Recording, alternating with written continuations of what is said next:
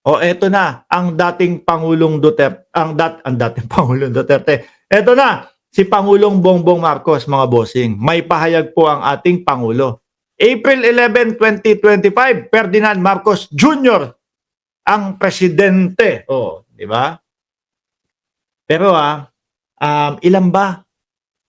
Yung F-16, F-16 ba kung di ako nagkakamali?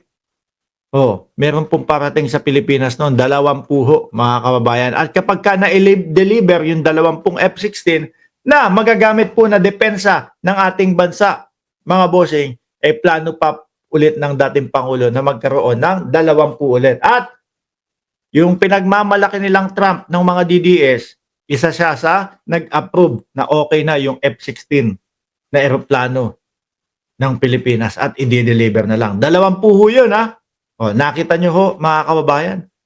Pinalalakas po ang depensa ng bayang Pilipinas upang sa ganun ho, wala pong mga bansa na basta-basta na lang tayo sakupin, wala pong mga basta-bastang mga bansa na bulihin tayo, wala pong mga bansa na magtatangka na pasunodin na lang po tayo sa kanilang mga gusto kagaya ng China. No? Ngayon, ang tanong natin sa kanila, sino ngayon ang weak president? Sabi kayo nang sabi, weak president si Bongbong Marcos, mahinang presidente yang si Bongbong. Oh, ngayon hindi nyo na masabi. Bakit? Dahil yung nagpasimula, nung nagsasabi na weak ang presidente, ayun.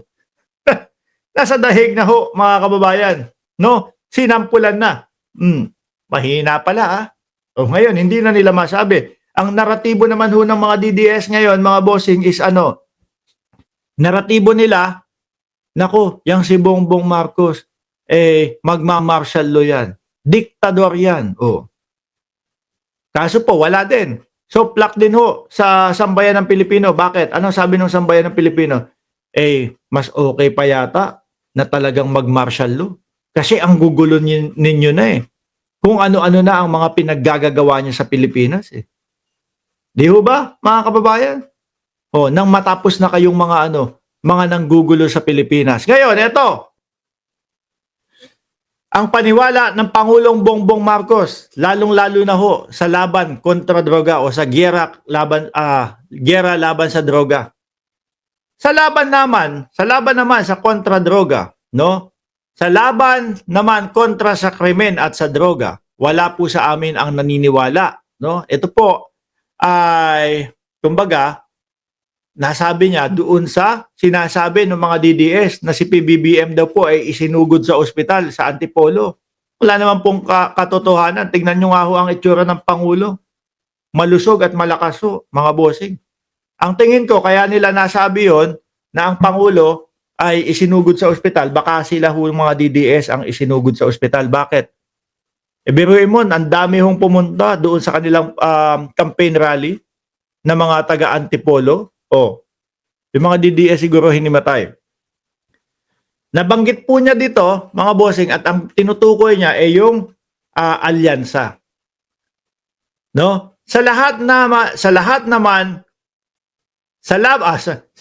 naman kontra sa krimen at sa droga, wala po sa amin ang naniniwala na kailangan pong pumatay ng libo-libo na Pilipino para lutasin ang problema na yan. Oo nga, totoo ho. At lalo na, no?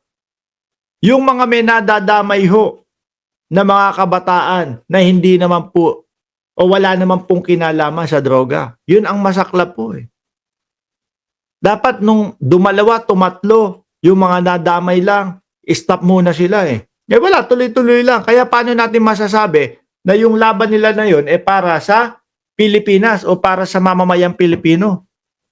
Oh, kung meron pong mga buhay na nadadamay na lang ho, mga bossing, no? At wala namang kinalaman, sana huminto muna sila, hinto tayo saglit. Pag-aralan natin ito. Gawin natin ng maayos ito, nang walang mga inosenteng nadadamay. Huminto muna sana sila. Wala, tuloy-tuloy lang. Ano maririnig natin? Kaya ba to? Shit happens, no? Ano yung ibang sinasabi nila? Collateral damage. Biruin mo, 3 taong gulang, tulak. Oh. Tapos yung mga DDS na sasabihin, mga adik kasi yan, mga ganyan. 3 taong gulang, 17 anyos, may exam kinabukasan at napatunayan na wala namang ano, yung Kian De Los Santos, hindi naman talaga kasama sa droga o hindi siya yung talagang target? O, paano niyo sasabihin yun? Eh bakit pa sasabihin ng mga DDS, eh pakalat-kalat kasi, alam na may operation, saglit lang. No? Saan yan magpapakalat-kalat? Kailangan nasa loob lang ng simbahan? O laging nasa labas lang ng bahay? Eh ano yung sinasabi niyong naratibo ninyo? Na nung panahon ng dating Pangulong Duterte, eh malaya kang lumabas. Kung may mga ganitong insidente, kung may mga ganitong pangyayari, paano ka magiging malayang lumabas? Paano sasabihin nyo? Eh pakalat-kalat kasi sa kalsada eh. May operation. Eh di lahat kinakabahan ng panahon na yun. Naku, baka madamay ka dyan, baka maano ka. Di ho ba?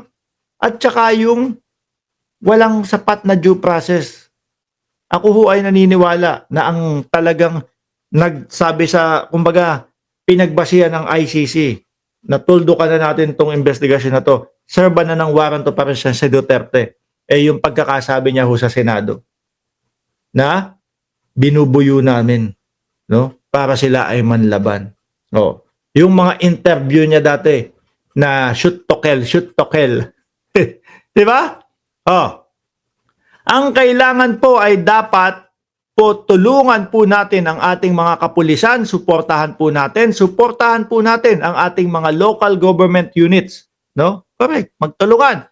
Yan po ang solusyon, hindi ang karahasan na nakita natin na dapat ay wag nating uulitin at hindi naman kailangan gawin. Tingnan nyo ho, mga kababayan, sa panahon ni Pangulong Bongbong Marcos, i-type nyo sa Google nyo, no? Droga, o Englishin nyo na, drugs in Philippines 2024. Lalabas sa inyo, bulto-bulto, billion-billion. Meron pang masasama sa makikita nyo dyan na sa Davao, 44.4 million ang nasa kote. Ganyan ho.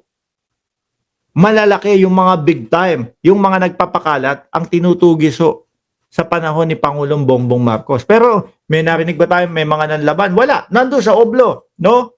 At linilitis. Ibinibigay yung due process. Ibinibigay yung kanilang karapatan.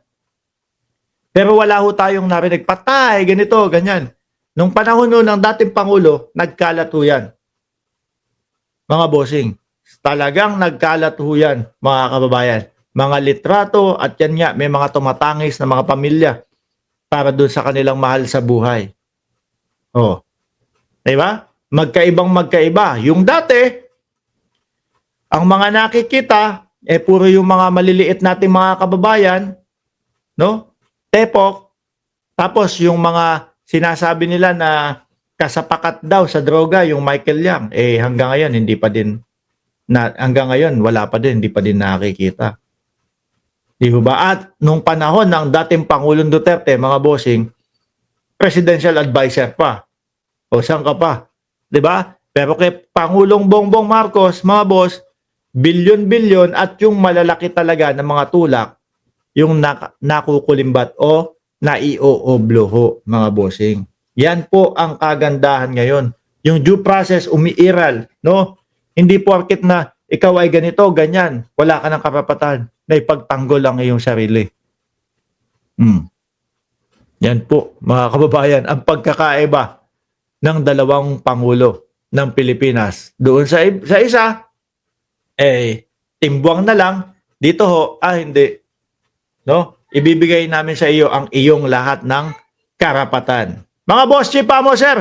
Gaya po ng sinabi ko, pag paumanin nyo po, hindi tayo nakapag-shoutout ngayong umaga, babawi ako sa inyo bukas. Kasi ho, Sabado, no? Eh, mag-e-enjoy naman po ako. Maraming salamat and God bless po sa ating lahat.